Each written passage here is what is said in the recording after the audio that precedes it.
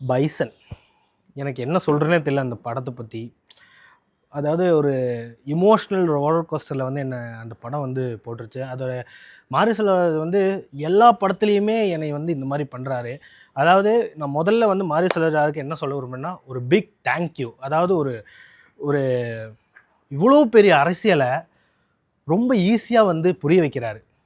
அதுக்கு வந்து ரொம்ப பெரிய தேங்க்ஸ். ஆக்சுவலாக என்ன மாதிரி இருக்கிற நிறைய யங்ஸ்டர்ஸ்க்கு வந்து இது ஒரு என்ன சொல்கிறது, ஒரு ஒரு ஒரு அண்டர்ஸ்டாண்டிங்காக இருக்குது. என்ன அதாவது நம்ம ஒரு சிட்டிக்குள்ளே வாழ்ந்துட்டுருக்கோம், நம்ம அந்த கிராமத்து சைடில் இருக்கிற அந்த தென் மாவட்டத்தில் இருக்கிற பிரச்சனைகள் என்ன, இது வந்து ஒரு நியூஸாக மட்டுமே நம்ம வந்து படிக்கிறோம். ஆனால் அந்த படம் பார்க்கும்போது அதில் இருக்கிற கேரக்டர்ஸ் எல்லாம் ஒவ்வொரு கேரக்டர்ஸுமே வந்து பார்த்திங்கன்னா, த்ருவெல்லாம் வந்துட்டு ஆக்சுவலாக வந்து எனக்கு த்ருவாவே தெரியல.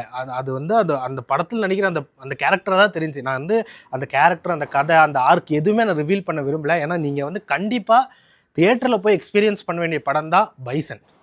மாரி செல்வராஜ் சார் வேறு லெவல் பண்ணியிருக்கீங்க. உங்கள் டைரக்ஷன் வேறு லெவல். உங்கள் என்ன சொல்கிறது, every movie deserves a national award. அந்த மாதிரி தான் நீங்கள் எடுத்திருக்கீங்க.